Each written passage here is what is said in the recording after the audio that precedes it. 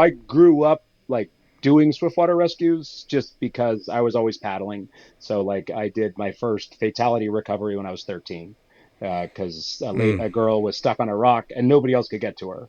And I was like, well, I'll go get to her. You are listening to the Go Earn Your Salt podcast, brought to you by Salty Electrolytes. On this podcast, your host, Riley Rogers, explores the stories of people who get after it, get things done, and earn their salt.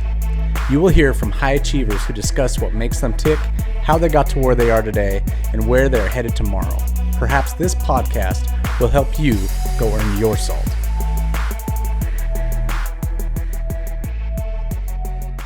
Today I've got Tren Long on here. Tren's a superstar in the jiu-jitsu world, at least around my school.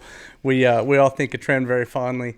Known him for a bunch of years. Haven't had a super close relationship, not for any other reason than proximity, but still look at this guy as kind of a jiu-jitsu mentor and just an overall go-getter kind of a guy. And so, Tren, I want to welcome you to the show, man. I'm sure appreciate you coming on. Yeah, no, I'm glad to be here. Thanks for having me. Yeah, you may not have known I think all those things of you, but I do, dude. I appreciate it. I appreciate it. Jiu-jitsu is the So, family that never goes away. It's always there. yeah, Yeah. it's a pretty awesome thing. Yep. And so Tren is where you got your black belt what year? I don't know. Um, honestly, I don't know. 2013, 2014. That's what I was thinking, somewhere in that zone, Yeah, I right? think so. You were one of, if not the first of Keiths, weren't you? I was the first. Yeah. Yeah. Yeah. Yeah. So again, super big honor to be talking to Tren today. We're I said he's a go-getter, right? And Tren's done kind of a little of everything, and that's really why I wanted to have you on, man, because you've kind of run the gamut from your family is owns the Cascade Raft and Yep. Kayak, right? And then you ran a kind of the one of the most well-known jiu-jitsu tournaments here in Boise, Yeah. and then sold that Yep. to another outfit who's really taken that a different direction, Yeah. but a great A direction. great direction. And they were on a previous episode. So, and then, man, you were an Olympic kayaker and just a world class athlete in that regard. So, again, lots of accolades here, and so the fit in what we've got going on here for this podcast is just perfect, man. So, so do this for me. Introduce yourself, who Yep. you are, where you grew up, what life was like as a kid. Yeah. So my name is Tren Long. I live in Horseshoe Bend, Idaho. I was born in Sacramento, California. Moved out to Idaho when I was 9, I think. Grew up in a water-based family. So when I was very young, we got into kayaking at a time where kids didn't necessarily kayak. My dad got child protective services called on him more than once when we were kids, just because kids simply didn't do it. So none of the equipment fit, and we'd be paddling these ginormous boats. My mom used to make our life jackets, and we just had this terrible old ghetto equipment. And when I was 9, my dad really wanted to move up onto the Payette River. We had come here for vacations before, because the North Fork of the Payette is like a world renowned piece of whitewater. So my dad has always been a bit of an adventurer, and so he really wanted to come up and run it, and we absolutely fell in love with the area. So essentially my parents sort of fire sold. We owned restaurants. My dad was a restaurateur, and so they fire sold the restaurants in California. We moved to Idaho. The family story is, when we moved to Idaho, we had like $50 to the family name.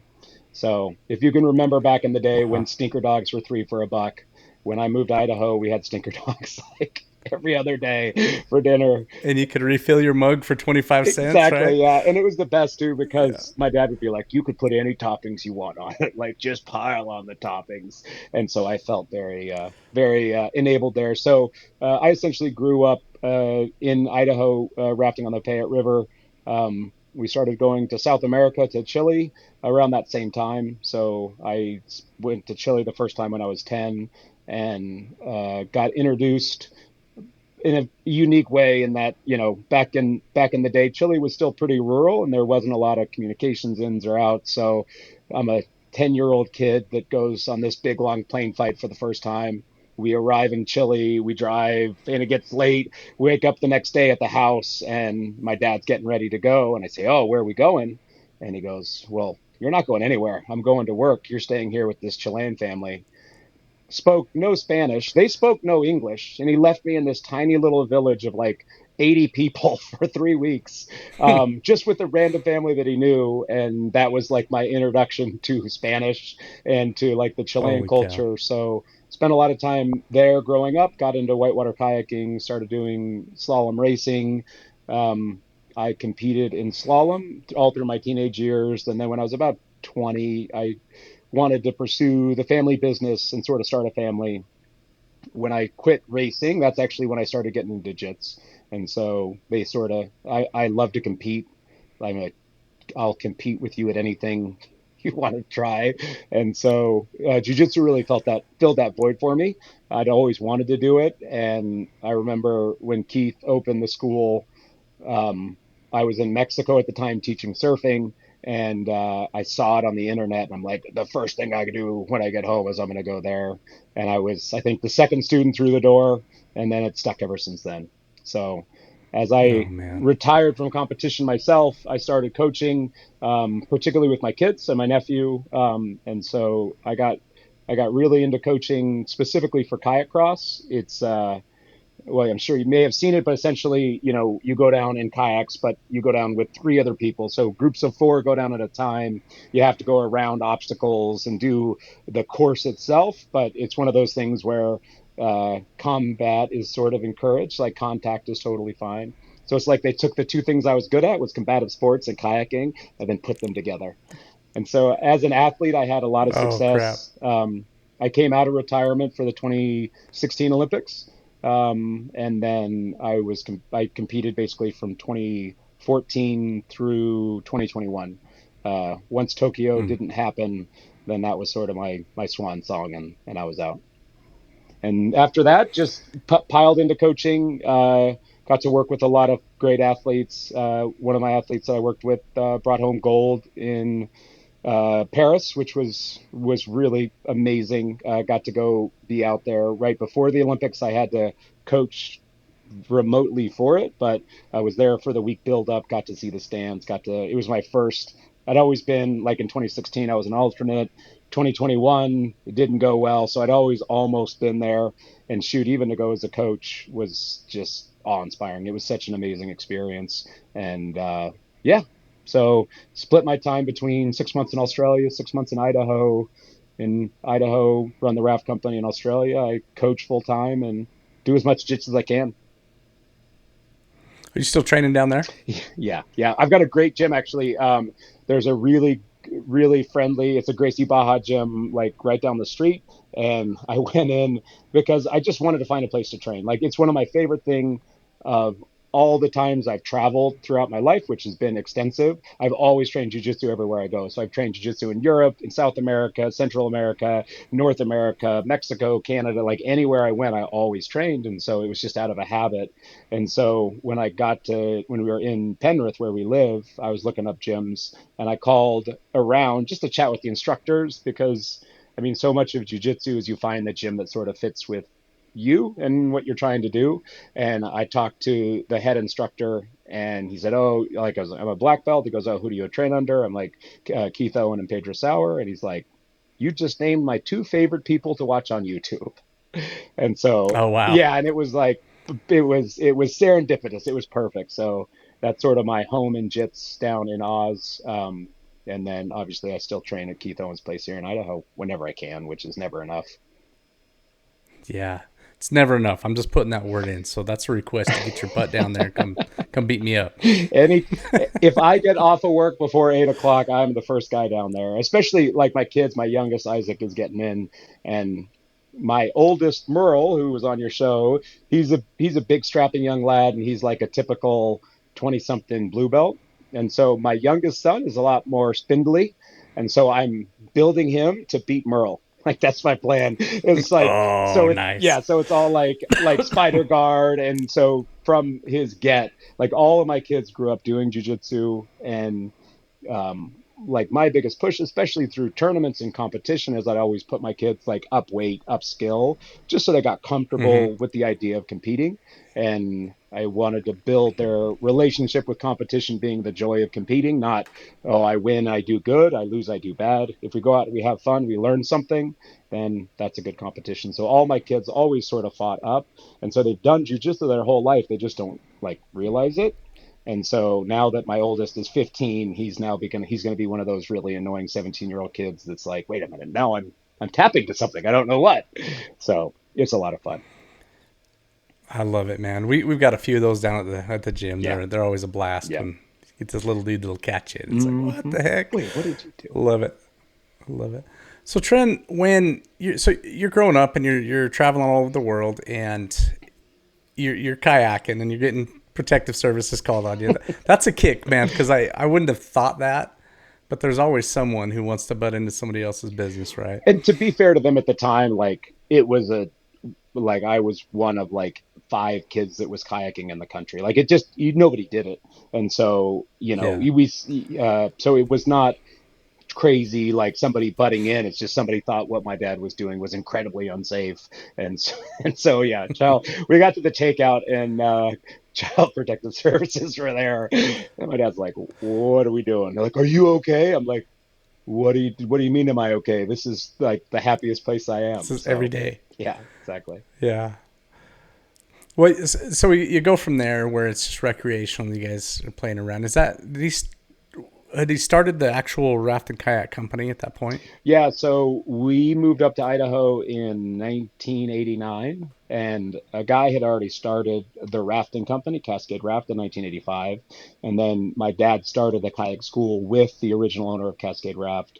But within a couple of years, the guy that owned Cascade Raft, he didn't want to do it anymore. So my dad sort of just absorbed the whole company, and so I started as a safety kayaker when I was 12 because I was a pretty big kid. So I'd go down with all the trips in my kayak and save people when they fell out. Did that until I was 18, then started guiding and guided my face off. And over time, Yeah. as we grew up, I'm the youngest of three brothers. We're all still involved in the company. So as we grew up, my parents sort of took a further and further seat back, and we all sort of fell into like our natural leadership within the company.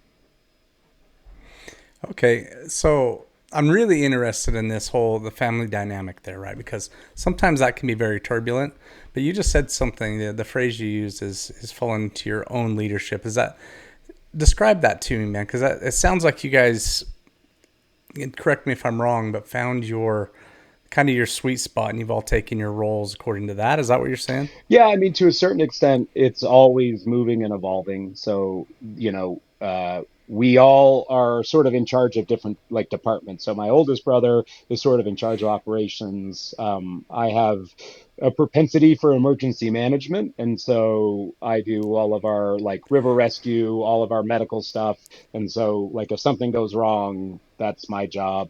And I teach all of our swiftwater rescue, all of our wilderness first aid, and I do a lot of our guide training. So I'm sort of like, I mean, I don't actually do anything. I just like fix problems all day, unless I'm teaching. But yeah, we all sort of found our own space within the environment where we could sort of coexist and work towards the common goal, which was the success of the family business. So when you're talking about these roles, every business owner struggles with this, right? Where how do you define them, and are they written? Are they is it are people staying in their own lane? Is what I'm kind of getting at there. For the most part, like we're pretty good at fighting because I mean, I grew up the youngest of three brothers and we're 2 years apart. So in our family, everything is a race. Everything, we've been butting heads our whole lives. And so we're pretty good at it. To be honest with you, so we all shockingly married women who wanted to be involved in the rafting company as well. So Hmm. the biggest jump or challenge over the years has been understanding not only because I know what my role is with my brothers and I know my role in the company, but then bringing in three women who don't know each other and with the exception of one had never been in the outdoor industry. That took a lot of time, and we did some stuff really well, we did some stuff really poorly, but we're all still here doing the same thing. And I think because we were so close in ages, it helped a lot. But even now, our kids are different ages. So my eldest brother's youngest kid just graduated college, where my youngest kid is still in high school. So even now, we're Mm. still, I guess, renegotiating what our vision is for the company and how we all fit into that vision. So there's a little bit of like taking the reins, but there's also a big chunk of understanding you got to let the reins go and Hmm. try to find where you can fit in the global view to move the company forward. So when you're having these meetings where you're talking about the future and who's going to take what roles, what do those look like, man? Because I've been present in those before in similar things where sometimes they go fairly well, but sometimes they don't. Yeah, no, we've And had what do you plenty of guys do there those. to? Um, so what we do really, really well is work really hard. Like that's like if I were to think of my redeeming quality as a person, I am capable of working really hard. I'm not afraid to work Mhm. and I'm always willing to do it. So when we are working in the summer, we have no problems. It's easy because everybody is physically working. It's in the off season that can be a little bit more challenging. And the hardest part to reconcile for us is understanding that our needs are changing as the company grows. And so, like myself, for example, um, coaching is becoming a really big part of my life. My goal is to coach my son and nephew in the Olympics, and I think I can do a better job than anybody else can, and I think I can get more out of them. And so I'm not only coaching, which I love to do, but I'm also coaching my children and my nephew, who is essentially my child, towards their goals as well. And so I've over the last 2 years have recognized like this is my priority. And so with that, I'm letting more reins go specifically at the raft company because my priorities are changing a little bit. And we're still, honestly, we're still working it out. I mean, it's not, we've had some hard years. We my middle brother's wife died from COVID, and that was a pretty big deal. She was a year older than me, and so we lost her in 2021, and that the 2 years after that was really we all came together because of the shared trauma, but navigating without her, my middle brother's priorities changed that day completely because now he's a single father. um, my priorities changed because I want to support his kids as much as I can. And so we're still honestly trying to sort of work through the details to get there. Um, and we're doing a decent enough job. We've had some good years, we've had some hard years because we do work a lot. We do 12, 14-hour days for 95 days in a row. So Mm. by the time you get to the end of the season, you're physically exhausted to the point where we have to be very mindful that we don't do or say or behave in a way that we can't sort of unwind. But it's a very fluid thing. Like we're always looking outwards, and I try to make a really big point of looking inwards for me to make sure that I'm being the person that I want me to be, as opposed to being the person that I think I am. Like I always try to hold myself to that standard of doing what's right regardless of the consequences, or not of the consequences, regardless of the circumstances. Right. One of my favorite like ideas is that we don't let circumstance define our commitment to doing what's right. So my commitment to doing what's right happens no matter what the circumstances are. I don't let those change me working towards what that goal is. Man. So when you're obviously the time that you spend away from the business starts to impact revenues and earnings and all those kind of things. For Those sure. discussions have to happen, right? Yeah. So especially with family, when you guys are talking about, hey, Trent, you're going to be spending this much more time overseas doing something unrelated to the business, what do those conversations look like, when those changing roles and changing wages? So The approach that we've taken at it specifically towards the last few years is the understanding that my input to the company is different than everybody else's. So for me, I do all of our wild net instruction, all of our swiftwater rescue instruction. So I've been on the water, in the waters every day since March 31st. And back to back Mm. classes, I think I'm at like 800 students. So I work every day before everybody else does. So my big season is over in 5 days. Like my heavy season has changed, and we sort of recognize that as a group. Like I pointed out, I ran the numbers of just work hours, right? If I worked a regular 90, we have the history to suggest if I work 90 days in my old role in the raft company, it's this many hours. But I have gotten so busy with our wild med and swiftwater rescue programs that that time just moved forward.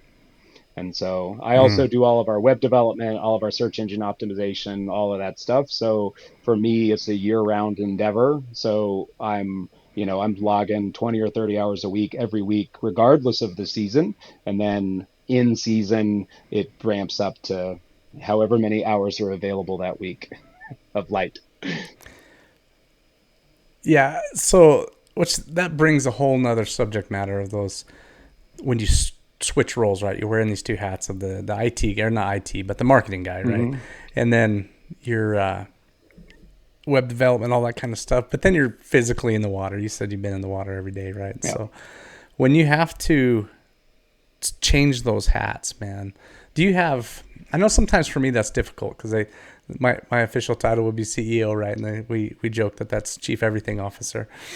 And sometimes switching those hats, man, I'll go from selling, making cold calls, making sales calls to crap, man, packing boxes, or Mm-hmm. in the case of my other company, crawling underneath a truck and changing oil. Yeah. Haven't done that in a few years, but sometimes, man, switching that gear mentally it's rough. It's a challenge just to go. Okay, I'm finished with this thing, but I got to start a whole new job. All right, you sweaty buggers. That liquid dripping off your forehead and down your back contains minerals that are critical for high performance. If you don't put those minerals back, you're not going to perform well. This is where salty electrolytes comes in. Salt contains 6 electrolyte minerals plus a touch of iodine to help you replenish after a hard workout. Salt is the only electrolyte supplement to pair every mineral with its counterpart, giving you the most robust mineral profile on the market, period. Head over to goearnyoursalt.com today to get some for yourself. Use the code GOEARNYOURSALT to get 15% off your first order. And now, my friends, go earn your salt.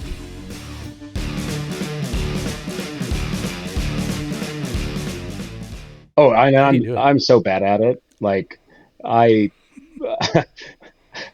at this point, I'm still figuring that out. So, um, growing up, we didn't have a ton of money. Like when I was a kid, we literally had like $50 to my family name when we moved to Idaho. So we've never been without. I've never been hungry, but like I've eaten out of trash cans before when necessary. And so I'm into opportunity. So like, if I were to list out all of my other jobs, I do a fulfillment for a Czech kayak brand. I import kayaks from Europe and resell them. I am a corporate travel agent for two different corporations on top of everything else I do for my. And so I'm actually trying to divest Mm. myself of responsibility because I found. Oh yeah, and I'm building a house. I forgot about that. Been building a house for the last 3 years in Idaho. Um, and so I've actually, I recognized, I'm coming home from like last summer. I would get home from work at 7 or 8 o'clock at night, and then I'd go side the house until it got dark. And then I go in and go sleep, and then I wake up at 6. I go coach the kids from 6 to 7, and then go to work from 7 until 7, and then come side the house. And I recognized that it physically wasn't a great plan, but I I wasn't being the father that I wanted to be. I wasn't being the husband that I wanted to be. And my propensity to take on opportunities had sort of gotten me to a place where I was doing everything at once. And I sort of recognized, I can't do it. I'm not physically capable. I don't have the bandwidth for it. And so I actually have tried to take a step back in some of my other projects because for us, I've got to work to make money so that we can live. And my wife and I made it a really big one of our big priorities is our kids' future and letting them have the opportunity to pursue what they want to pursue. And in this case, it's largely athletics, but my daughter is super smart kid that's into biology and has graduated at 16 with an associate's in biology. And I'm like convincing her to take a gap year because there's no reason to go finish college when you're 19 because like don't start your life too soon, enjoy it. And so I sort of recognized that I wasn't being the person that I wanted to be, and I'm trying to reel it back. On the daily in and out, it's all about lists, baby. I've got my list every morning, and I just have like three lists, one for each of the things that I'm actively working on. And when I have time, I peg it out. But I've started to do a lot better job about like compartmentalizing my time and not taking one thing to the other. I can't remember where I heard it, but it was like, you've got 24 hours a day. So if you spend 15 hours thinking about the thing that you left 8 hours ago, like if you let your work come home, then you're letting that dominate your existence. And um, I don't want that. My kids are almost out of the house. I want to hang out with my wife. I want to, live a normal life too. And so that part I struggle with, to be honest with you. I wish I had Yeah. a codex that could unlock how to not get overburdened, but uh, for me, it's like the end is in sight at some point. Once we get through like the LA cycle, things slow down for a couple of years, and someday I'll finish my house. And I've started to close down and shutter some of the other businesses that I do just because I want to be present. Yeah. Yeah. Sometimes it's easy when you know you're capable of getting a lot done. It's easy to take on too much. Oh yeah, 100%. And that's my problem is like I always tell people I'm a big dumb animal, and you just put something in front of me. Special skills include lifting heavy things and moving them, whether I like it or not. And I took that a little bit too far, I think. And like trying to build a house by yourself is not a great idea when you also have the other jobs and the other jobs and everything like that. Yeah, that can stretch it out of ways, can't Oh it? yeah. That Hmm. honeydew list seems to be never ending, man. Yes. Hey, everybody's got a door, not everybody has a doorknob. That's how I put it. Like the house is almost done. We all have doors, but we don't have not everybody's got a doorknob yet. So, talking about that, right? Because you have had this house project going on quite a while. You said 3 years, Yeah. and do you find that having that thing hanging there is affects you? Just knowing Yep. that job is still there. Yep. It has become my hobby. And uh in hindsight, I wouldn't do it again. I wouldn't do it all myself. Like the only thing we subbed out was framing and putting on the roof shingles. And then everything else I've done or done with help from friends. And it's I mean, my hard part is that, I don't come from a ton of money. And so, like, I fully believe in sweat equity and the opportunity like, you're given this opportunity. And if you can leverage that opportunity, then you can make things better. And so that's my goal. But I got to find a balance to not take every opportunity that comes my way.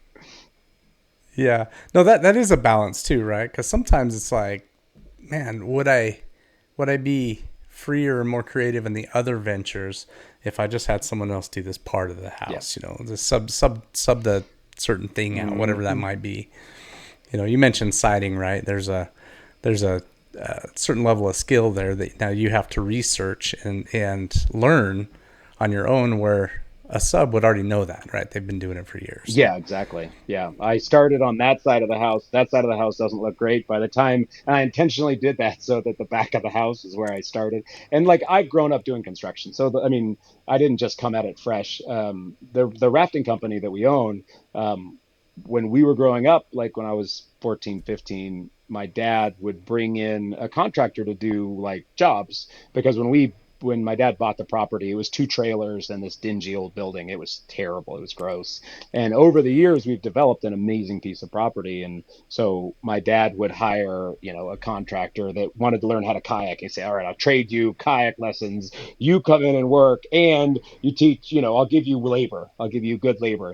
Teenage boys." And so I learned construction that way. Um, Oh, cool. yeah, so I'm not like a total newbie. Like I've done heaps of construction, but siding especially here, like siding concrete siding in the middle of summer when it's 100 degrees outside after you work all day before you go work again was not my finest hour. Yeah. Yeah. Yeah, that's a heck of a schedule you're pulling there, man. Oh So, yeah. well, let's switch gears here a little bit. I still regarding the family business there. You mentioned the Swiftwater Rescue, right? Is that something you do for your guides, or are you training like emergency services also? Emergency services. So I do all of our Okay. guide training, but I started, so I grew up like doing swiftwater rescues just because I was always paddling. So like I did my first fatality recovery when I was 13 because Mm. a girl was stuck on a rock and nobody else could get to her. And I was like, well, I'll go get to her. And I go, because I just grew up being on the water so much. And so I sort of organically just started doing that. Like when I grew up, as I grew up, I was a safety kayaker for all of our raft trips. So I was always sort of in that space. And then mid 20s or so, I started like teaching formally. And since then, it's been a big part of, I mean, honestly, it's a big part of my identity. It's a big part of what I do. So I've been lucky enough to teach like all across the U.S. I've taught a ton in Australia, a ton in South America. I've taught a good chunk in Europe. So when I'm teaching, like right now, I've got the Ada County Sheriff's Dive Team for 3 days, and then in 2 weeks, I've got 15 firefighters from Ghana that are flying to America to do a 12-day like swiftwater floodwater workshop with me. And so I teach mostly departments, but I also teach like private recreational paddlers as well as doing all of our in-house training. Man. And you do, it sounds like you keep that kind of bundled up into one area of the year, one time of the year, Yeah, huh? yeah. Everybody wants to do it in the spring, so we typically start essentially the U.S. team selections for slalom kayaking is typically sometime in March. So as soon Mm-hmm. as selections are done, then I go straight into rescue instruction until essentially now until World Cup start, World Championships start, and then that sort of dries up organically because everybody wants to get it done before the summer starts. And then I do the coaching thing either virtually or in person, and then just do operations and before I head back to Australia in the end of September. Yeah, that's a pretty cool thing because when you're talking about business, right? If you were to ask me as an outsider about Cascade River and kayak, I would think it was purely just a tourist thing. You're taking people up the river and floating them down, man. You're shuttling them up and floating them down, Yep. and it is that. Yep. But you guys have expanded that to these other customer bases, right? Yeah. So having the government organizations that are part of this, and it sounds like some private individuals you said that take that type of Yeah. training, but it's a different product offering, but an adjacent product offering, right? Yeah. So Exactly. talk about that a little bit. How do you go about determining what makes sense in your business? So for us, we were just filling a void, right? So like I was doing a lot of this stuff got triggered just from us filling the voids we need for ourselves. So, Swiftwater Rescue, for example, our guide needed a certification and it was something I was already doing anyways. And I had good contacts in the industry. So then I became an instructor and started teaching our guides and working to make extra money in the off season by going to teach for other companies across wherever I could get work. Same thing happened with like our medical services. So it struck me, I can't remember when, but we didn't have anybody on staff that could handle the medical side of things in an emergency. And so I got my Mm. advanced EMT and started being sort of the school nurse, if you will, at the raft company. But then I also started volunteering with the volunteer ambulance. So Like I'm a part of Horseshoe Bend Volunteer Ambulance, which gets me a lovely wake up call every couple of nights at 1 or 2 a.m. when somebody needs a ride to the hospital. So, but we filled the void that we had sort of generated ourselves. So instead of outsourcing something, I mean, it's the same way I learned search engine optimization, website design is we put out the website to a bid way back in the day, and it was like 20 grand. And we're like, we can't pay 20 grand. And I'm like, well, I'll learn how to program websites, and then spent 6 months learning how to program websites and started doing web development. That turned into SEO, that turned into marketing. And so it's mostly us just filling the voids that are created within our company without outsourcing it just for the sake of the budget. So no, that's fascinating though, because you're something people I think get really hung up on is the idea that education only happens inside the walls of a facility, a college or a high school or whatever, you know. But dude, the entrepreneurial side of you is amazing to me because that's just like, oh, I'll just go learn it because the resources are there, right? 100%. 100%. Yeah. No, I mean, I, I love to learn, right? Uh, like when I was a kid, like learning has always been fun for me. I graduated from high school when I was 15. Um, because it was easy and I got it done. And I went to college and I stopped going to college because I got to the point where I wasn't learning anything. I got into the academia side of the upper level classes, and it's like this professor just wants me to regurgitate what he thinks, or I won't pass. I don't need this for my job, right? I already have a job. I run a raft company, and so I retired from college because it I didn't feel like I was learning. And I get the point of college, and I understand, like, my kids are going to school for nursing or whatever. But it's funny because in our family, you you don't go to college to find yourself. Like it's to me with my daughter or my youngest son is we have encouraged them to explore options and other opportunities, and whether that be doing trade school, whether that being pursuing certifications to get them towards their goal. Like, I mean, even while we were building the house, every kid had to pick a thing that they wanted to learn how to do. So like my daughter, for whatever reason, wanted to learn how to do electrical work. So she and I pulled every Mm. wire. So if you need an outlet fixed or you need somebody to pull wire, my my 17-year-old daughter is one hell of an electrician, because that was to me like, because if I had tools growing up, it allowed me to be able to work. And so each one of my kids learned how to do something. One knows how to paint, one knows how to do drywall, one knows how to do electrical.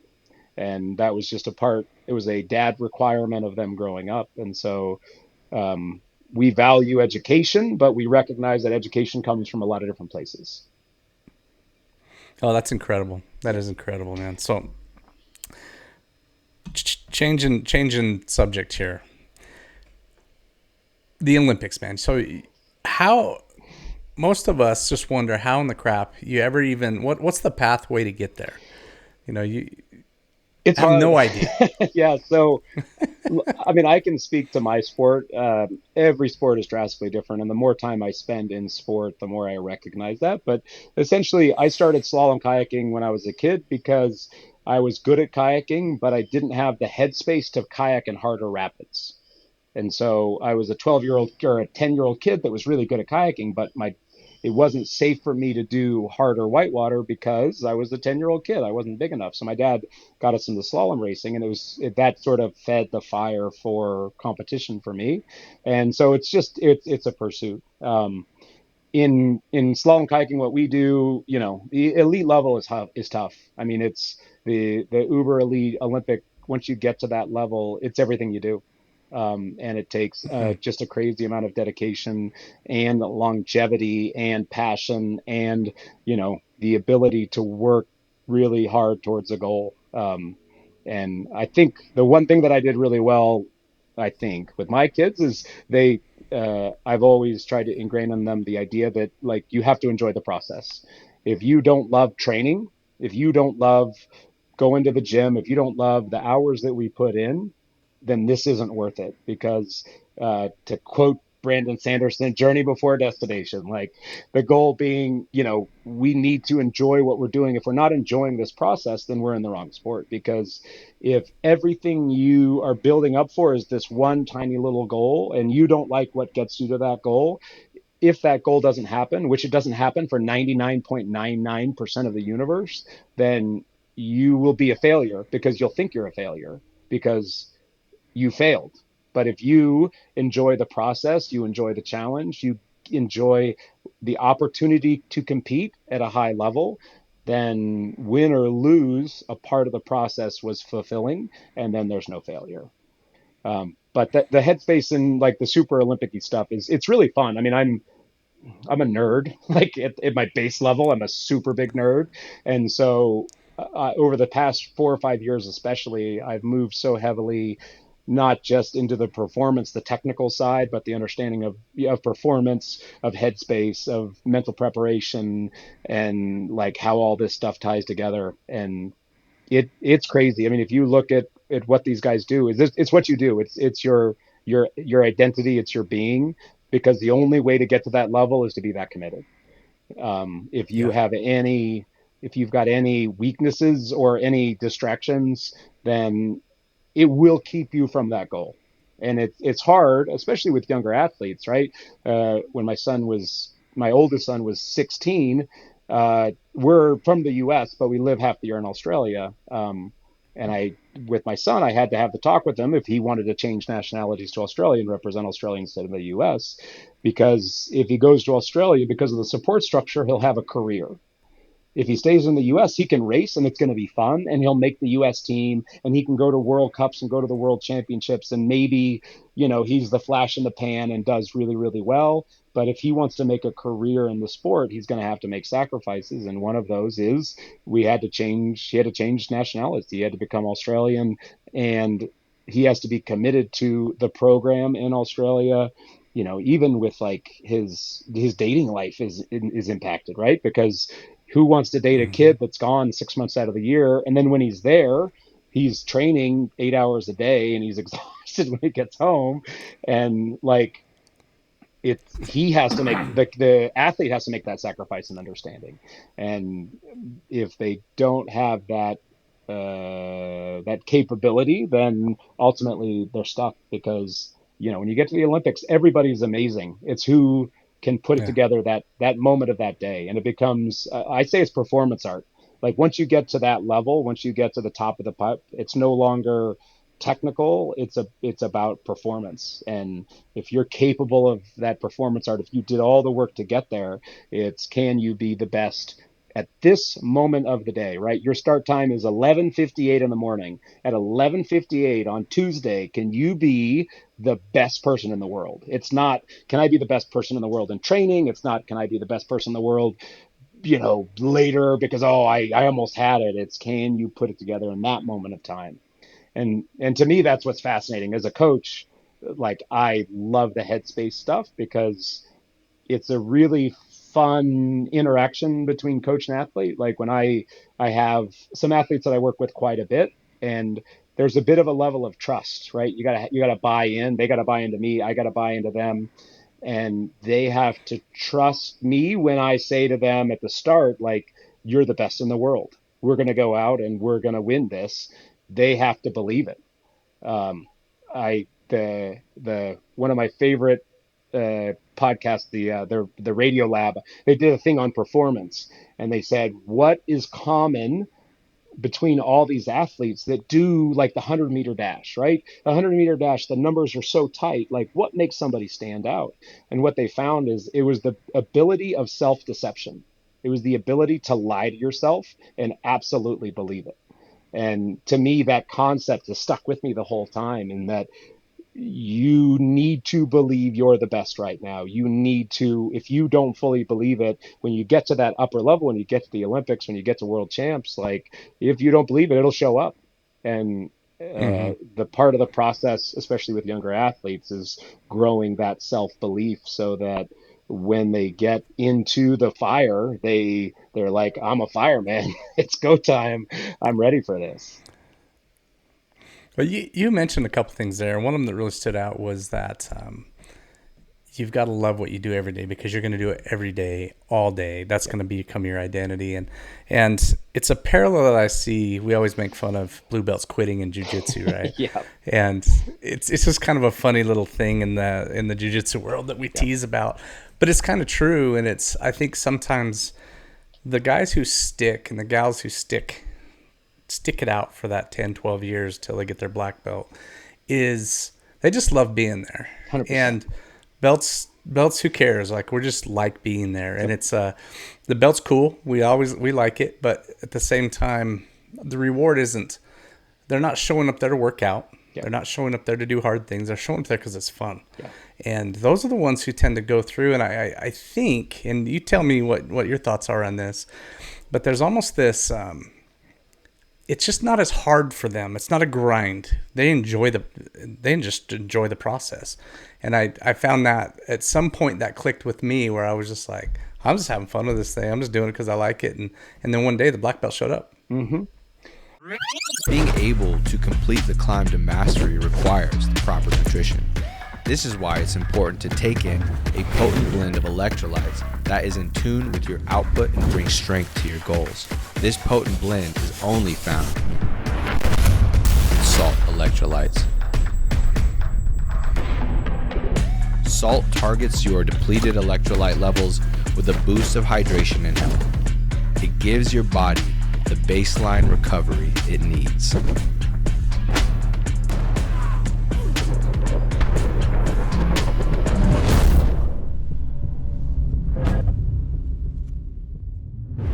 I think jujitsu is the most fascinating tool for self introspection that exists. Like I have spent, I don't know how many years. Well, no, I know how many years. I've spent 22 years on the mats, and I've watched so many people come through, and I've watched so many different personality types. And what I love about jujitsu is that it makes you have to be honest with yourself. Like, I'm not the best at this. I'm not the strongest. I'm not the fastest. And that's okay. This is still fun. Like, and that's like the blue belt blues is, oh, I got all belted up. I'm a blue belt. I should beat everybody. And then a wrestler with two stripes on his white belt kicks your butt. And you're like, oh, wait a minute. Yeah, My for whole real. self identity was based off of this thing around my butt, around my waist. And then you have to like recognize that and say, yeah, you're right, my identity is based off that. Is that what I want my identity to be based off of, or am I okay with the idea of somebody smashing me, right? Oh, they're bigger and stronger, that's why they won.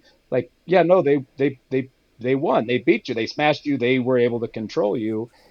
And I love watching that progress because, white belts come in and at first, everything is a fight to the death, and then they get some skills and they become a blue belt, but then that's just the beginning of the journey. And that's what I've loved. I mean, I've had so many uh, amazing, I don't want to use the term revelation because it's so cliche, but like honestly, like uh, when I was getting ready for one of my wife has the greatest pep talks in the whole universe because I was getting ready for a fight, and I did a couple of MMA fights and I love doing it, but I was I was cutting weight and my somebody had punched me really hard in the face. And so my jaw hurt and I was being just a cranky, like angry guy. My wife goes, "What did you think was going to happen? You're fighting people. If you're not okay being in pain, then what are you doing? You're wasting my time. You're wasting the kids' time. Like, man up, Ladybug." And it was like, and I was already like, I couldn't chew, and I was hungry, and I was tired, and I'm like, you are absolutely right. Like, I signed up for this, and if I can't accept that, then I need to be okay with that. But I also need to recognize that the person that I am is the one that's saying I'm not okay with this. And it was awesome. It was like she's given me two pep talks in my life that I still think about fondly because it was such just like a eye-opening revelation of like, yeah, I get to choose the type of person I want to be right now. And it doesn't mean I have to win. It just means I got to show up and be willing to do what I said I was willing to do. And so that's the beauty of jujitsu is it's sort of that same thing every day. Like you get smashed, you get smashed. I'm a black belt and I lose to people. And that's great. I love it when I lose to people because that's me getting to learn. Somebody, crushes me and beats me. Thumbs up. How did that work? Let's try that again. Like, let's go do this some more so that I can better understand my inefficiencies. But I think that place to be is, it takes a while to get there, and it's hard for a lot of people to do. But I think that's why jujitsu, once you get hooked, like you're hooked for life. Like once you make that jump to where you recognize, like, oh yeah, great, what are you going to do to me that nobody else has already done? Once you're okay with that, it sticks with you forever. Then jujitsu never leaves your life. I mean, I don't train nearly enough, but I know jujitsu will always be here, and I'll always go back to it. Even if, I don't roll for 2 years, I'll go to class and I will get smashed, and I will love every second of it because jujitsu is always there for you that way. Well, so that's probably not exclusive to that, right? When you're out there paddling on the water, there's some addiction there too, right? There's that same like familiarity. There's that same love for it, and just like jujitsu, that varies day to day, right? So some days are better than others, But I think but every jujitsu sport's going to does. bring that out, right? Yeah, but I think jujitsu does something unique because it's man versus man, right? If we look at like your Mm, typical types of conversation, man versus self, man versus nature, man versus man. When we're talking about man versus man, for whatever reason, at our base core, that's important.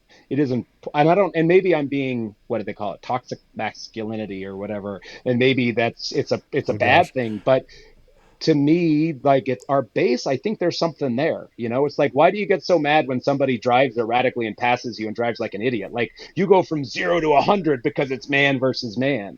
And I think the same thing in jujitsu. And I think that's why it's so exposes. Because when it's man versus nature, you're like, oh yeah, I mean, the nature won this time, but it's nature, it always wins. Where man versus man, you sort of take that excuse out. Man versus self, you say, oh yeah, I'll do better next time, I'll beat me next time, and that's an easy loss to take. But when it's man versus man, when it's somebody your weight, your size, your skill, and they beat you got to cop to it.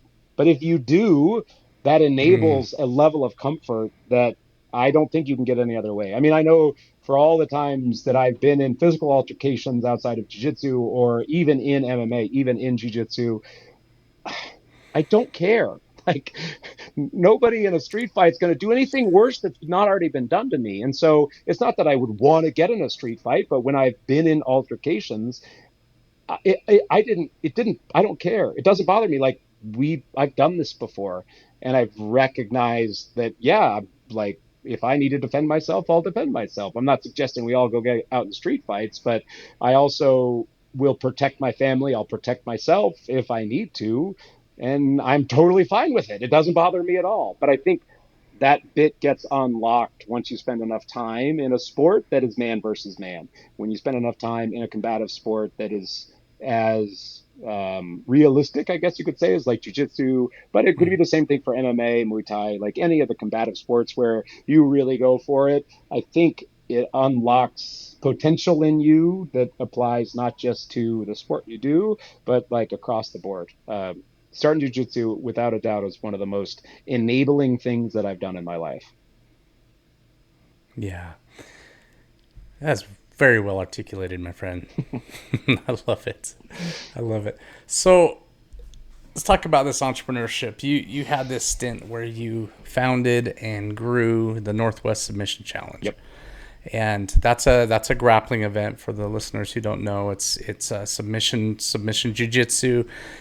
When you ran it and you built it up as a tournament, Yeah. right? It was the traditional tournament where there was 8 mats going at once or 10 mats. Can't remember how many you had, but I imagine that was different at different events, but different years. We But started with one. it was it started with one Yeah. mat Yeah. and built up. Well, talk about that because I think that's a thing where again you've got this established business with your family. You're either fresh out of or right in that zone of competing Yeah. Fresh at out. an Olympic level, Yeah. and now you're starting up this new venture. So now you've pivoted again, right? Yeah. So yes, it's adjacent to the jiu-jitsu you've been doing for a while, but man, this is a new venture, and you're going into this thing, Tren, without really the knowledge of what obstacles lie ahead, No right? clue what I was doing. No clue at all. Yeah. So when I was coming up, like I started competing because I love to compete. So I started competing when I was a white belt. I competed all the way through black belt, and I we would travel to tournaments, and it was a thing. We would get 8 guys in the sweaty van, and we'd drive down all night to Vegas for Grappler's Quest, or drive out for Naga or whatever the tournaments were, and we were doing this as every chance we could. But it was like, why are we driving 12 hours? We're driving 12 hours, and I finally, when I was a blue belt, I was like, you know what? Let's just do one because there's there's an appetite for it. People are, I mean, I look at my own group of teammates, and 8 of us, 10 of us travel every chance we get. 12 hours and pay hundreds of dollars in registration fees. And so my goal was just to make a tournament using what I knew of the service industry and knew using what I knew as being a competitor to make it the best experience that I could for the competitor. Um, I the goal was never to make money. The goal was never to do anything other than give the opportunity for other people to do something that I wish I had the opportunity for when I was coming up. And it just grew. We were lucky. We had a really good set of support. Jeff Bourgeois from Liberty Events out in Washington, like 2 years in, he came out to be a ref, and he was a huge help. Just being able to commiserate with somebody else who's got the same thing going on, and it was the high tide rises all boats sort of thing. And so I was lucky that I had contacts with a couple of really really helpful people that helped me sort of steer it towards what it became. And our last year, I think we had 400 athletes, so 400 actual people signed up. We were able to raise enough money that we allowed all kids under 18 to go for free. Because to me, I did it one year because I had a couple of parents like write me like, "Hey, is there any discount you can give? We really want to send our kid, but we can't afford it." I said, "Yes, there, you got the discount." But then that sort of triggered something, and I started offering it. I'd offer 5 or 10 scholarships, and then finally, I was like, "Is there a way that we can just do this for free? We won't make any money on the tournament, but that's okay because." To me, it was more important for the community and the kids to have the opportunity to compete because I recognized, to me as a father and as a jujitsu dad, that was important for my kids. And so I Mm-hmm. wanted to do whatever I could to make that opportunity available for everybody else. So yeah, by the time it was done, it was a big tournament. It was great. So I competed in that tournament in 2015. 2015? I think it was 15. What was your last year? What was the last year you owned it? I'm so bad at years because I don't have winter. So I go from summer to summer to summer. And so there's no like last winter. Um, I honestly have no idea. Probably around 2015 or 2016, because when I was full bore training that was one of the reasons is with my training schedule, I couldn't afford the time needed to do it. So it had to have been right around then, 2015, 2016. Hmm. I could look on my Yeah, I t-shirts didn't. in my It's closet and find the last one. That's awesome, man. I think it's so cool to see that pivot. So when you got in there, what things did you run into that really were unexpected? One year, they tried to regulate it like an MMA fight. So the Idaho Athletic Commission, 3 weeks before a tournament in 2012, I think, they said, "Okay, we're going to regulate this. So you need to have 2 grand for promoter fee. We need blood work on every competitor. Every competitor needs to have a fight license, which costs $250." And I'm like, what is this? And so we actually had to cancel the spring tournament. And then I went on a rampage, 6 months politicking to be like, this is ridiculous. Like, this is the most outrageous thing you've ever done. The solution wound up being is I formed the Idaho Brazilian Jiu Jitsu Federation, which was a nonprofit that then was the certifying body that was insured, that then became the regulatory body. So I sort of figured out a workaround. So the Idaho Brazilian Jiu Jitsu Federation then became essentially like, because there was no state there was no state company that was overseeing the sport. There was no international one either because the IBJJF, I'm sure, would have wanted heaps of money for me to run a tournament under their name. So I just stole the initials and made the Idaho Brazilian Jiu-Jitsu Federation, and that allowed me to work around. So that was one thing that I would have never expected.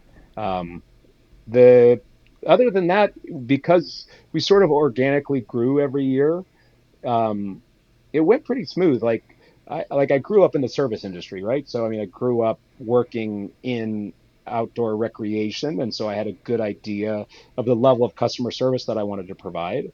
And to me, the goal was to make the best tournament I could for the athletes. So good refs, good times, like a predictable tournament. So we were one of the first. I think we were the first tournament, at least in Idaho, and I think the Northwest, to publish our brackets before. So you Hmm. would know, because nobody would ever publish brackets. So you wouldn't know if you only had two people in your bracket. And I hated that because we traveled to Vegas and then you'd have one guy in your bracket who was from the gym across from Boise. So it's like I drove to Vegas and I paid $200 for a registration and I'm competing against a guy that I could go to open mat at his place and we could compete. And Right. we started publishing the athlete list so that people had an idea of how many people were there. And it just grew and grew. I think our biggest bracket one year in white belt was like 48 people. It was nuts.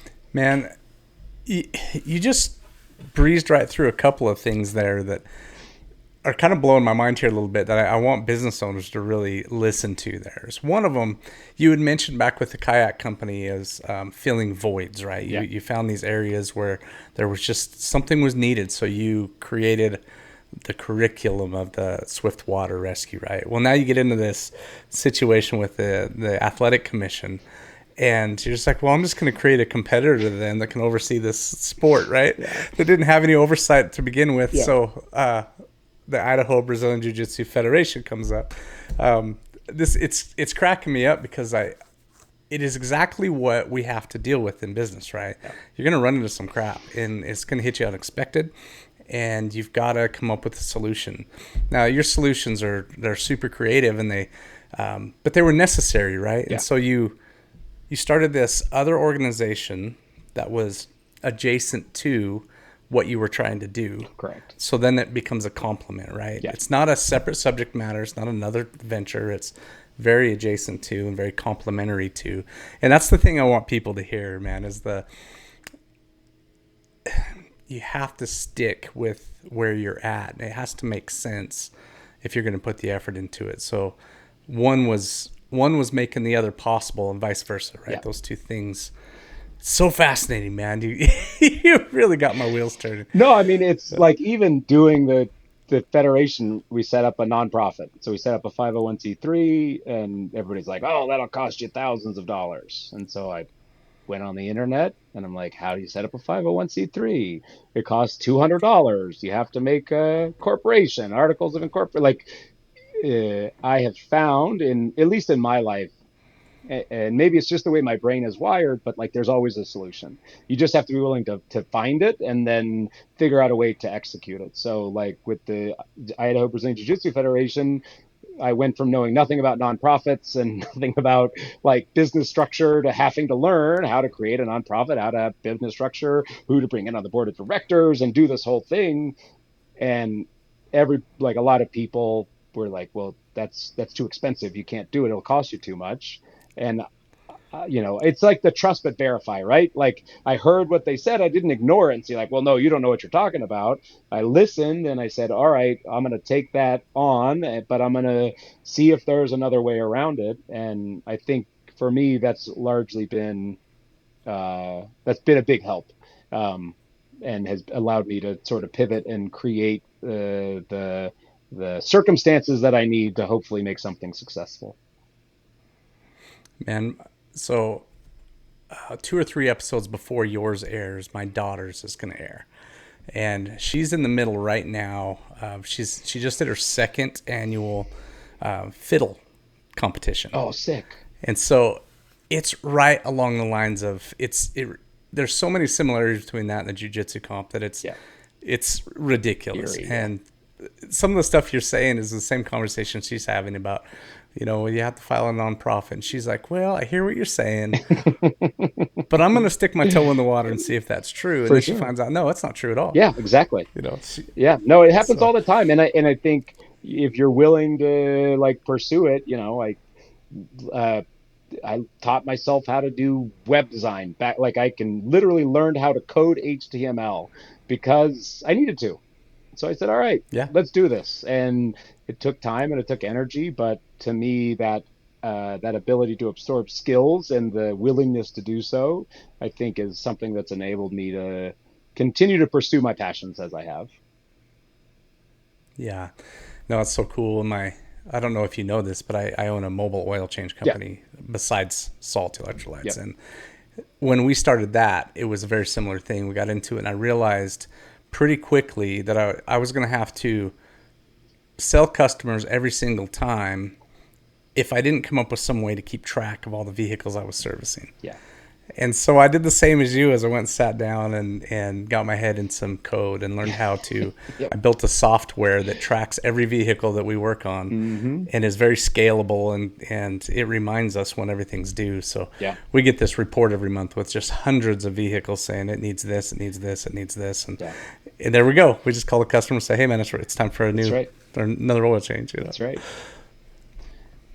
Yeah, no, that's how it It goes. I mean, feels like a that's how you. superpower. No, but like it's just being willing, I guess. I don't know. I mean, it's the one common trait that I've always tried to pursue is just, being willing to do the next thing and to be willing to adapt, change, and grow as an individual. The more I know, the more Yeah, I it's don't so know. cool, man. There you go. We take that right back to Yeah, jujitsu, right? exactly. A I hundred love it. percent. I love it. All right, man. This is gonna be a complete pivot on subject matter, I'm ready. but I'm again something I'm really curious about. So you're out there in Australia. You are coaching your son. Yeah. Okay. So that's a touchy relationship with most fathers and sons. So I want to know how that's been. Is it something that you guys have had challenges with, Yeah. or has that just been silky smooth? No, no, no. It's been challenging across the board. And it's actually less about my son and it's more about all of the people I coach because I started with my son, and so I had this preconceived notion as a coach, like this is how it works. Because of my experience with him, this is how it works. And then I started coaching my daughter. Totally different everything. And like I had to take such a big step back and understand that it's Coach Wooden, you haven't taught until they've learned, right? I mean, it's that's like the premise is that I have to Mm, understand how this connection is made, and I have to understand that it's different for every one of my athletes, and I have to understand that I always tell people, especially if I start coaching a new person, it's like dating. Like, you don't know if I'm full of crap, I don't know if you're full of crap, but we're going to figure out who's full of crap and where we're full of crap because we got to find this middle ground where we can connect and then we can grow something together. And with my son, we've had it's largely been pretty good. It's hard as the dad sometimes because dad wants to cry with him and be disappointed when he has yeah. disappointments. But the coach has to find the right words to say to the athlete so that they understand what happened and how to push through. And so I think, particularly with my kids as I coach them, where I've struggled the most is being there through disappointments because I can't be a dad and say everything's going to be okay. I have to be a dad, but I also have to be a coach and say everything's going to be okay, but this is what we learned. This is and it's just a really weird relationship. I can remember uh, when my son in the 20 what was it 2 years ago in the junior world championships. This was his last year as an under 18 competitor, and he would have won. He should have won. He was without a doubt the best kid out there, but he got a bad fault. So a judge thought he didn't go around a gate.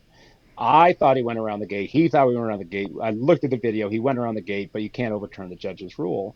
And so part of me wants to be the dad and say, they screwed you. You are the victim here and you should be mad. But the coach says, like, if we take a victim mentality as an athlete, then we're not going to learn from this. What did we learn from this? We learned that this judge called this wrong. How do we make sure this doesn't happen again? Because I was pissed. I was ready to go drag people out of the booth and start wailing on them. But and that's what the dad wanted to do. But the coach had to like bring it back and use that as a learning opportunity. And so sometimes I can't emotionally connect with my kids the same way as I could if I was just the dad. But I also try really hard to, like, when we're at home, be the dad, and when we're coaching, be the coach. And I try not to let those overlap because, especially like when because I get I sometimes get frustrated with them as athletes, because they're not doing their part. But then on the drive home with them, sort of have to cut that off and then move on, so that, because it's important for me as their father, that they don't have those two things have to be separate. Coach dad and dad Yeah. have to be two different things. And so it has taken a lot of time. I've taken a lot of time to try to make sure that I'm always being present and relative to the moment. And like sometimes that means I sit in the car for 20 minutes after we get home and just shake the steering wheel because they're so mad. And they know when I'm sitting in the car that I'm just taking my quiet time. I'll be inside in a little bit. Um, but it's something that I've tried to navigate. My wife is a really good influence because she's always reminding me that I've got to coach the individual, but I also have to parent the individual, and that those are two separate things. And I mean, I'm just lucky. Like one of the other Australian coaches is the mother of two Australian athletes. So Jessica Fox is probably the Mm. most awarded kayak athlete that's ever lived. Um, and her Wow. little sister is the one that won the gold medal in Paris. And so, as the nerdy guy that I am, and I love to learn, I followed Miriam around because she's this little tiny French lady that's just as fierce as anybody you'll ever meet. And I followed her around for months, and I just listened to her, and I just listened to see, because she coaches her kids the same way. And like, you can always tell when it's going off because she's French, and so all the girls speak French. So when like Miriam and Jess are yelling at each other in French, like, ooh, it's going down. They're yelling in French. It's go time. But I was lucky to have really good role models that I was able to avail myself to use sort of their lessons to help me sort of guide through what I'm doing. You know, in in my company, when my wife worked with me for a while in the mobile oil change company, and when we were in team meetings where we had the two of us and then the employees there, she would never call me sweetheart or honey or those kind of things. I had her call me by my first name just like everyone else did. Yeah. And we were pretty strategic about that because I didn't want those roles overlapping like you were talking about. Yeah. I'm really curious about how that coaching goes because I coach my sons in jiu-jitsu, right? Yeah. And so they're not competitive or anything, but it's still that role comes up sometimes. And for the most part, I'll let the other guys coach them because I don't want them getting those roles crossed. Yeah. But every once in a while, man, they're coming to me for questions, and it's something I've really kind of had a hard time keeping separate. When we're going on the drives home, I don't harp on them if they need something for sure. Screwy. We designed Salt Electrolytes with a very important concept in mind, something we call counterparts. Minerals have very specific functions in your body, but those functions are one-sided. For example, sodium allows water into your cells, where it stays until potassium comes along and lets it out. You know this as the sodium-potassium pump. Calcium and magnesium work in a similar way, so we put both in our drink. In our research, we came across data that showed us that nearly 98% of athletes are deficient on iodine. This fact prompted us to use iodine in our formula, but it turns out you cannot absorb iodine properly without zinc present. So what did we do? You guessed it, we added zinc. Every ingredient in our formula is paired with its counterpart. Authentic Salt Electrolytes is the only electrolyte drink that prioritizes counterparts. Get some for yourself today at saltelectrolytes.com and feel what proper counterparts can do for you. Go earn your salt.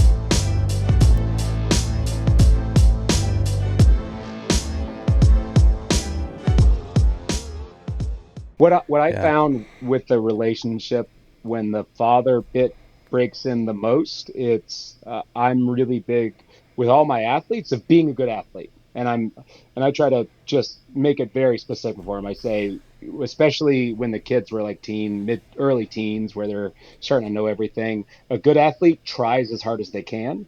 A good athlete listens and tries to understand, and a good athlete asks good questions.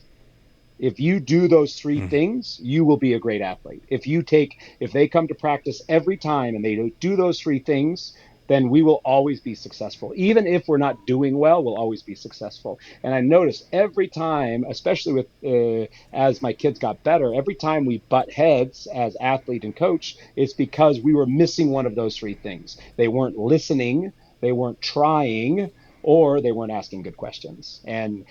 I I remind them of that as the dad. I say, "Were you a good athlete today?" Because I'll kick them. I've kicked my kids out of workouts so many times because it's if you're not there, I'm not there. So I've literally with Merle especially, he's way better now. But when he was 15, 16, I would kick him out of a workout a couple times a week because it's like you're not doing your part. I'm here doing my part.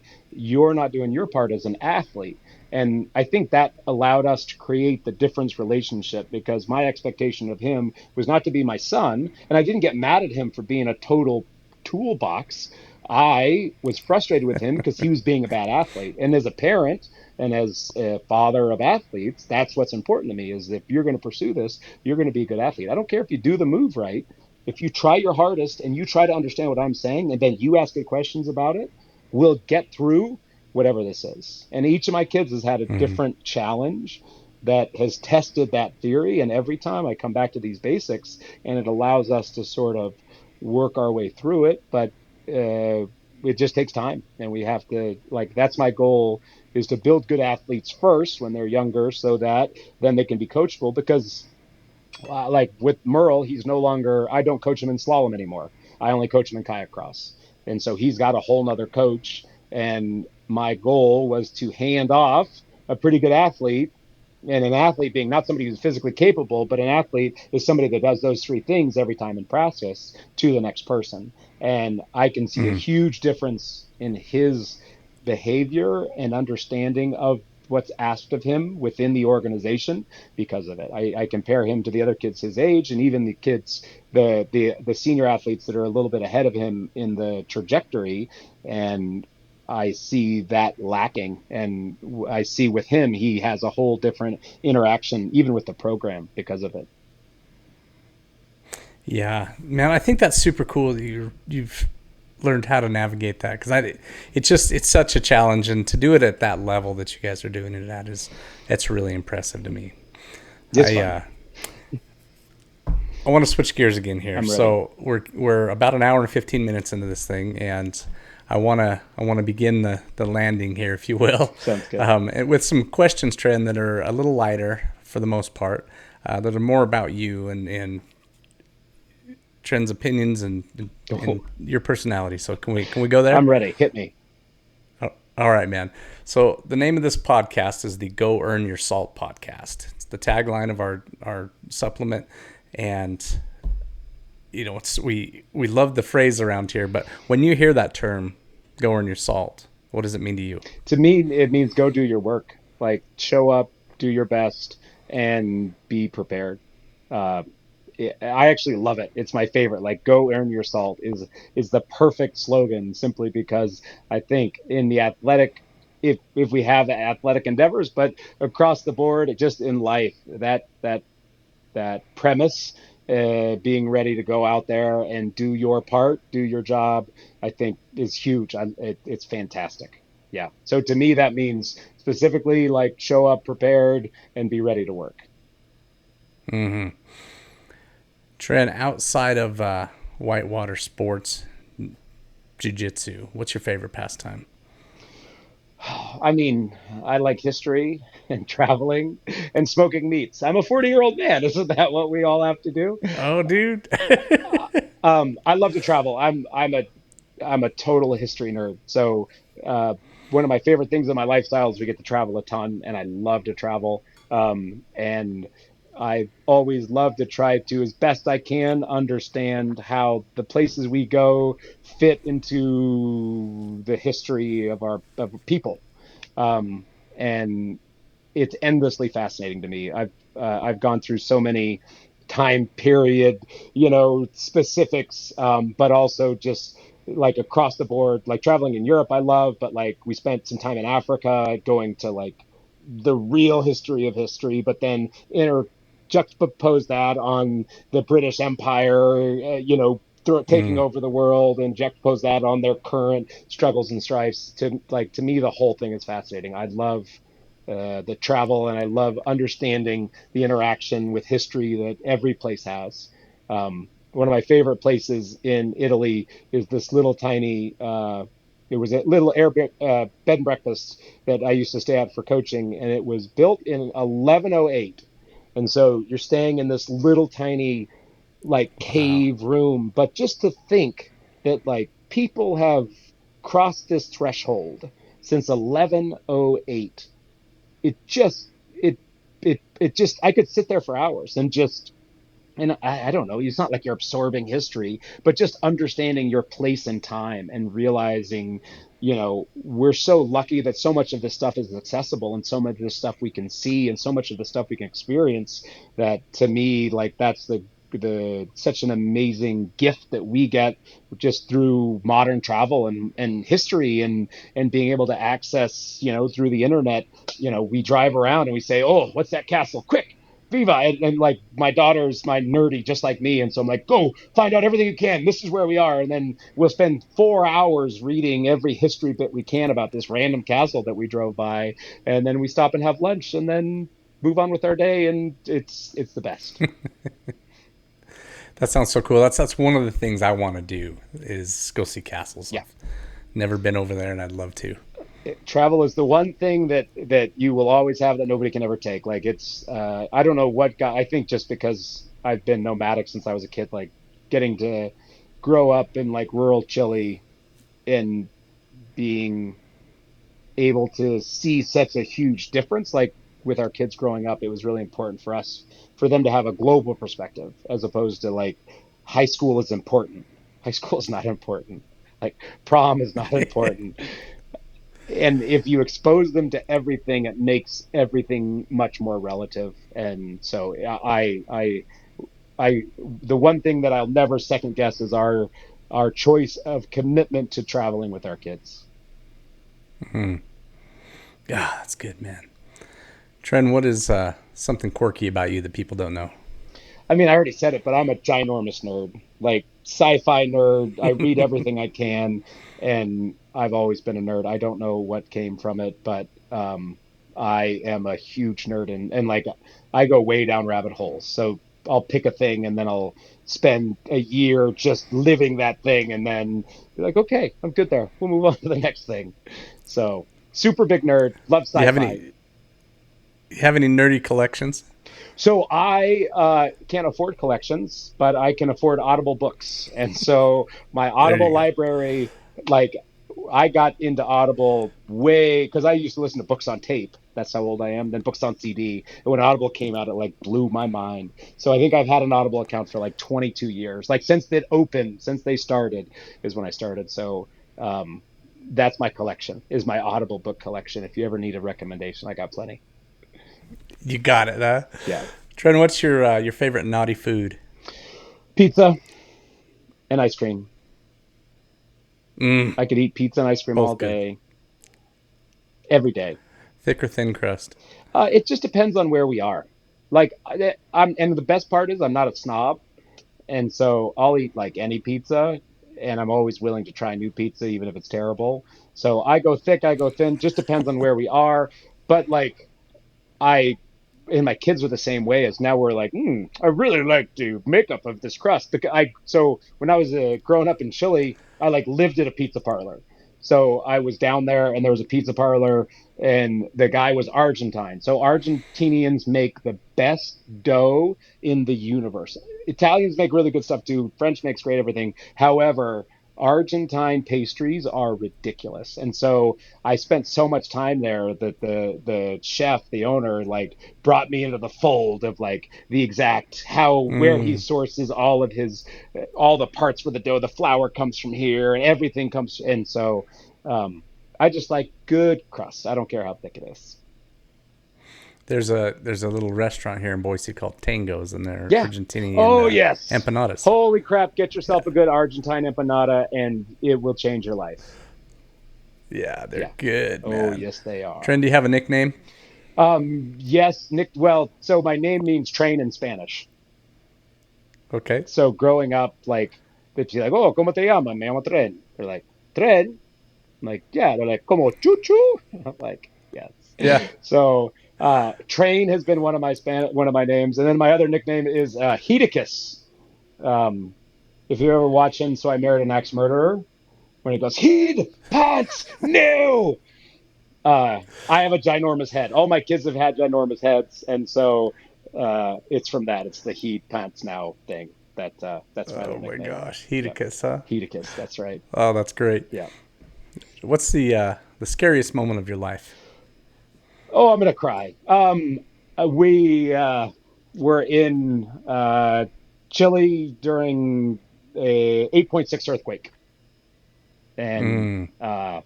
it was 90 seconds, and my wife was pregnant with my youngest. My daughter was very young, and my son was bigger. Uh, Piled him in a bathtub and waited to die because we were just waiting for everything to crumble. It was an extremely long one, and we didn't die, but I can distinctly remember just waiting for everything to go black. Had all my kids and family uh, underneath me. Man, you 8.6 is big, dude. I don't It's think people sometimes realize huge. like it's not slightly bigger than a 7.9. It's like a No, multitude bigger, right? yeah, Or it magnitude, that's the word. yeah, yeah. It was terrifying. Uh, I that was it. I thought we were dying. And the best part is where we lived. We lived at the base of a volcano, and I remembered watching the Discovery Channel. They're like, oh, often volcanoes erupt, and it's an active volcano. Like you can see the caldera burning red at night, and so Oh, I wow. remember thinking like, oh, after earthquakes, volcanoes erupt. So as soon as it stopped, we all chucked outside and got in the van because we were right in one of the lava runouts of the volcano. So then we drive Mm. an hour away, and then you sit around like, well, so how long did it say on the Discovery Channel until the volcanoes normally erupt? And so it was wild. I think it was 2008. Like I said, I'm terrible with years, but the last really big earthquake that happened in Chile, we were there for. We got actually stuck there because everything shut down. Aftershocks were happening all the time. Actually, got to go do a lot of because we were able to uh, every like every so often you could get like an email out. So we were actually able to raise a bunch of money from all of our rich American friends and then go buy like because in Chile it's super rural where we live and essentially you have the Pan American Highway that runs down the length of Chile. Chile's 110 miles wide, 2,600 miles long. And so Mm. because the access is so hard, there were whole towns that nobody had heard from. So it's like, oh, because I work a lot with fire departments. So we went down to the fire department. We said, hey, how can we help? And they're like, the government is trying to stage aid to all these places, but here's this list of towns that nobody's even heard from. And so we would drive to the one shop that still had food, and we would load up the trailer with food. We get every sleeping bag, everything we could find, and then drive to these towns and then try to help with the aid. And it was a wonderful, terrible. I'd never want to do it again because it was so gut wrenching. But it was an amazing opportunity that we had just to leverage people that we could get money into to go to help other people. Would not Wow. recommend big earthquakes. I'm over like I've been in earthquakes. I've been in tornadoes. I'm over natural disasters. I'm like, no more natural disasters. I want none more because it was. I understood a lot more about looting after that. After that episode, if you ever watch real looting, the first thing that happens is milk and diapers because it was Mm-hmm. getting like we were 10 days without any communications, and they shut down the grocery stores. Grocery stores started running out of food. Everybody was starting to run out of food, no gas. We were lucky that we had water because we had a well, and the electrical service would come on for a couple hours a day. But like sitting there, it's like, if it comes to it, if we need to go get stuff, like I had a better Yeah. appreciation. I mean, it's like I obviously not condoning looting, but like it was I understood it. Like at this point, I will do what I got to do for my family to eat, and like no violence obviously or nothing, but like it's funny because now every time you see a looting, you always watch. I always watch the first guys out, and it's always diapers and milk because that's what like a normal person. I consider myself a relatively normal person. I'm perfectly willing if that's what it takes to support for my family. But luckily enough, it didn't come to that. Yeah, unfortunately, a lot of looting we see in the U.S. is big screen Big TVs screen and TVs. stereos. Yeah, But see, that's not need looting. That's not the that's okay not. Yeah, that's looting. not the same thing. No. Yeah. So, In your life, what do you think of as the most valuable learning experience you've had? I don't know. Let me think. That's a good one. I think the as simple as it is, I think that the most valuable thing I've learned is the ability to understand a perspective that doesn't match my own and recognize the value in it. Um, Hmm. uh, the ability for me to, disagree with somebody, but also recognize the value in what they are saying and what they're seeing and appreciate that value without it overlapping my own is probably the most important like life lesson I think that I have off the cuff. Well said. The best advice you've ever received. You only make money when you buy houses. Keep going. That was it. He said you make money when you buy houses. You don't make money when you sell houses. So a buddy of mine is really, if you think about it, you only make money Yeah, when you no. buy the As the more house, I think about it, the more sense it's making here. But right? I want But to make sure. I want you to no, no, no, clarify. no. That's it. Like, if it's not the right decision, it's not the right decision. If it's, you can't quantify the decision you make now with an effect that you think it's going to happen down the road. And specifically, when a buddy of mine told me that, and he's a super genius guy, he was talking about the real estate market. And he's like, you only make money when you buy houses. And I didn't understand it. And I thought about it forever. But the more I thought about it, I'm like, well, crap, that's just true generally. Like, if I make a decision for myself and my family, it's got to be the right decision for now. It can't be I'm going to do this because of this. Like the right decision is going to be the right decision, and I need to figure out what that is now, not what I think it's going to be Yeah. So down the road. it's saying that not to bet on some pie in the sky future potential, but it's like make make it be profitable now. Exactly. Make the right decisions Oh, now. Like make sure that you are taking the time to ensure that you're making the best decision you can right now, because you don't make money when you sell the house. You only make money when you buy it. oh, that's good stuff, Right? And man. it's so Who? overwhelmingly simple. He said that to me, and I'm like, I don't get that. But then he explained it again, and I thought about it. I'm like, shoot, that's like a life lesson right there. That's not even like real estate words. That's holy crap. Oh my gosh, yeah, because that it's not just a single subject matter. There is it that Pick that pick a that thing. goes beyond. Yeah. Who has influenced you the most in your life?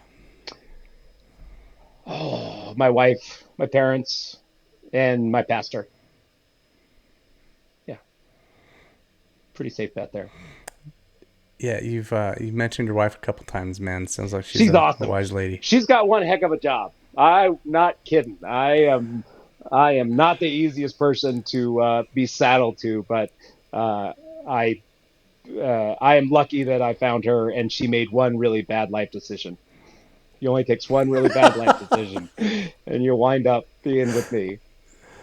You were a good salesman, huh? Yeah, exactly. Or she's just I love really it. bad at making decisions. One of the two. All right. So you've got this giant Audible collection, right? Yep. What's your favorite book of all time? Something everyone should read. Oh, what's my favorite book of all time, or one that everybody should read? Well, if they're two different ones, man, hit them both. I'm game. Um, see, you're putting me on the spot. There's so many. Um, can I go favorite author of all time? Sure. Okay, I'm going to give you two favorite authors of all time.